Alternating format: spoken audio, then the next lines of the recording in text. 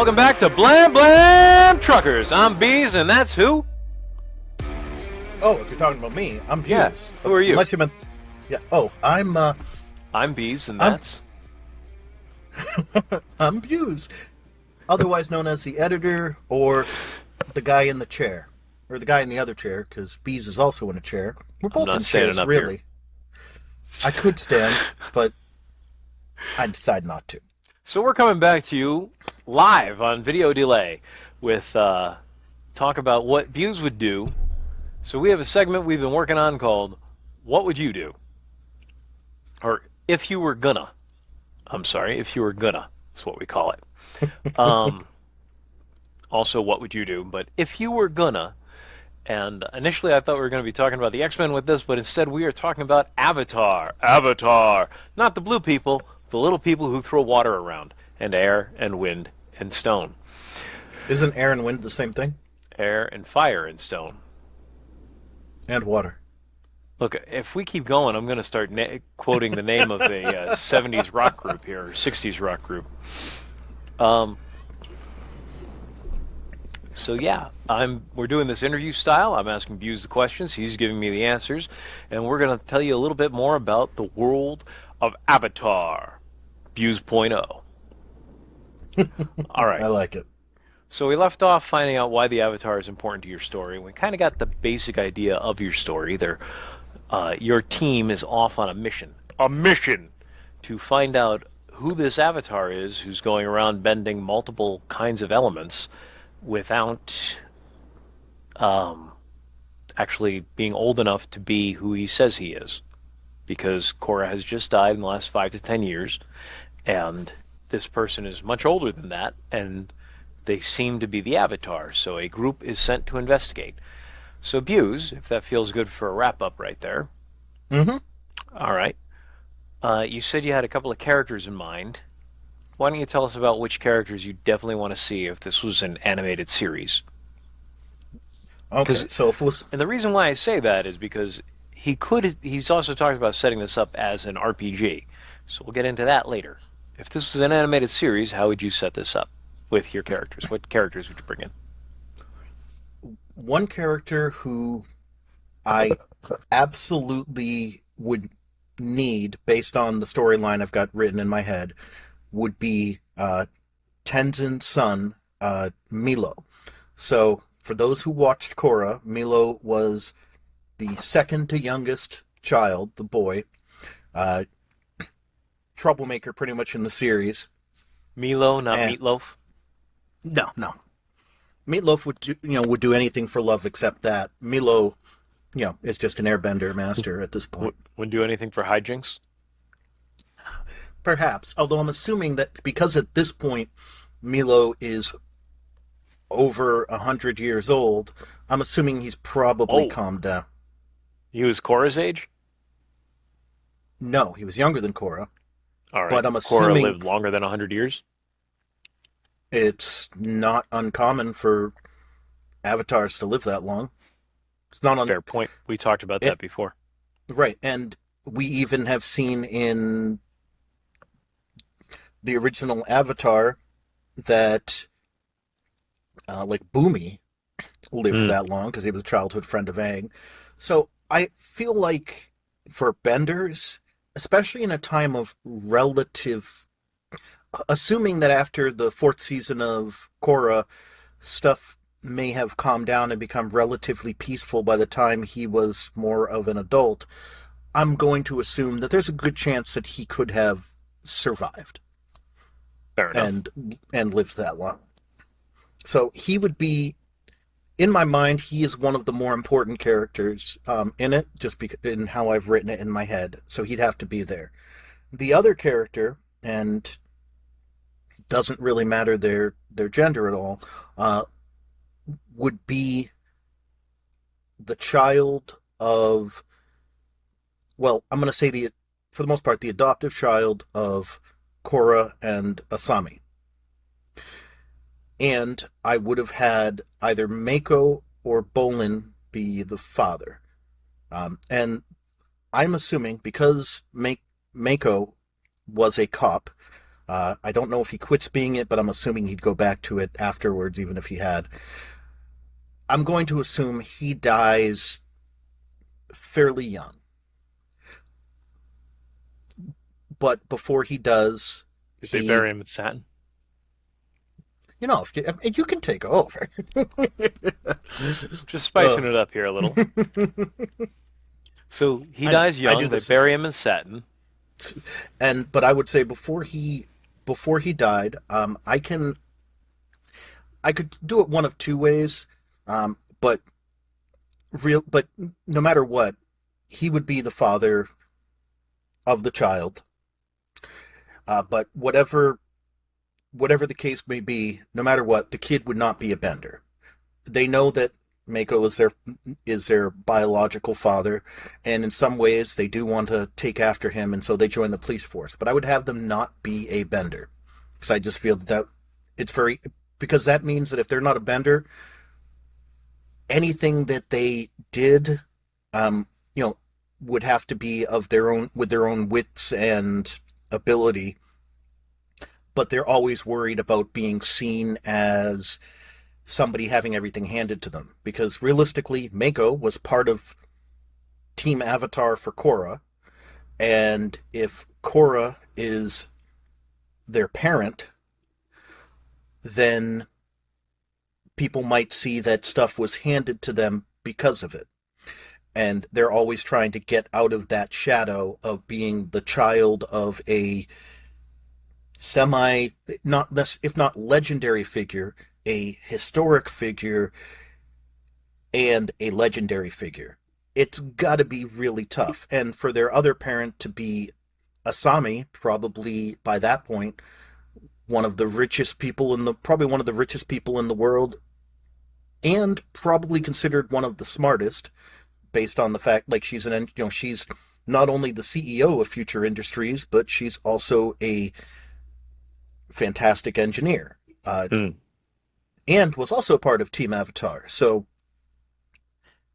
they would pretty much have to, So in their mind, they would be fighting to make sure that everything that happened to them was due to their own merit and not handed stuff over. And that would be one of their main character flaws, is that they will all, for the most part, they probably always assume people will think that they got the position due to nepotism and stuff like that.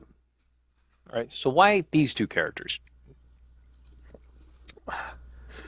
So the reason for it is this. One, I for Milo, the main reason is this is giving stuff away, but I guess it doesn't really matter because this will never be written. Um, I am going to have this avatar is realistically wearing a suit of various different technologies. It's 100 years into the future, but it's going to be very simple, and we're going to see larger versions of this technology early on. In my mind, if it's a multi-season show, we don't meet this other avatar really until either the last episode of the first season or the first episode of the second season. We might see them, but we won't actually the characters won't actually meet them. Okay. And So why? How does that influence the two characters you chose? because the avatar is going to be an actual airbender. The reason they're operating in earthbender territory specifically is mainly because that's where the next avatar should be. They can't come out publicly because they're still, even 100 years later, even with all of the airbenders that got created during Korra, there's still not a ton. It's not like the other nations. They're probably going to be easily recognized. Now, I'd say, they're going to be younger. But the reason it's important is this, because I know I'm going off a little bit. I would have had Uncle Boomy, so Aang's son, and Asami have developed this suit. Boomy's idea. Because Boomy would have grown up and would have experienced that period of time where we were without an avatar. And I actually like the character of Bumi and Korra to a degree, but he's a little crazy and he's fun. But he would be focused more on the ability to bend other elements as part of the avatar. Yes, he knows it's important for the whole spiritual connection and being able to get people behind them, but he would see it more as a symbol. So therefore, if someone exists that looks like they could be the avatar, you could probably fake their death, but it would mean that the world would never necessarily be without an avatar. And Asami would have helped him create this suit, or at least the plans for as such. In my mind, Korra finds out about it and tells them to halt their plans. Asami then takes these plans and uses them for technology that's later used in, the Republic war vessels and stuff like that. And I can go more into that because I actually have ideas for how it works. Uh, but Bumi at one point would have told Milo about this before he died. So Milo is wondering if somehow these plans got out. And I'm going to say that he knows that the plans are no longer where they were or they were accessed. Since it's 100 years later, if computers and stuff exist, maybe he sees the files have been accessed, or if it was in a file cabinet or something somewhere, he notices the files are gone when he first hears about this person. So he wants to be on the team because he needs to see if this is actually related to the plans that Bumi had. He wants to pretty much save his family the embarrassment, because if it ever leaked out what it was, it's gonna probably just look bad for the airbenders in general. But again, he's an older guy. I All right. have him still be slightly, weird and stuff like that, but he's an older guy, so but he's experienced as an airbender. He's an airbending master. He's experienced. He's just so it seems odd that why would an old 110-year-old guy be wanting to go on a secret mission into the heart of Earth territory, especially because it's going to be hard to hide what he is because, well, he's Tenzin's son. He's Aang's grandson. He's going to be one of the airbenders who will probably keep his head shaved and have the arrow coming down on it, which is something that in Korra, the new airbenders, some of them didn't want to do that. But Mhm. anyways, that's the So, reason for Milo being one of the okay. main characters. So when you said secret mission, all I could think of was secret tunnel. So why the other character? um, just as kind of a more of a link back, and also it gives me some another character with something to prove, and also it would be somebody who would know Milo and would know that Milo's hiding something just by the very fact of realistically seeing how close the families or seeing how close Korra was to Tenzin's kids during the show. Hmm. Milo would have almost been like an uncle to this guy. Again, this person is not going to be young either. They're going to be younger than Milo by probably about 20, 30 years, but they are not going to be a young person, but they're probably one of the most experienced people. I actually like having an older set of characters to a degree, plus a younger set. I don't necessarily even mind if these characters die off, during the course of it, Hmm. especially Milo. But So if you have younger characters in mind, what are they? Do you have some thoughts on that? I know you probably don't have anything as concrete as to well-established characters from Korra, but you might have um, some ideas. I would just was going to have them be a mix of benders and non-benders, probably like two to three additional people, and not much more than that. Part of me wants to have at least one person be a regular Republic City cop, somebody who is trusted by the child of the Avatar, for lack of a better way of putting it. Have another one be somebody from the military, because we know Republic City has a military in addition to having the police force. So whether they be like an intelligence agent from the military or whatever, somebody with more military experience, and then random guy number three, I'm not really sure. Perhaps perhaps somebody from the like more from the civilian government as opposed to a cop or a military person, like more of a bureaucrat type, might Hmm. be interesting.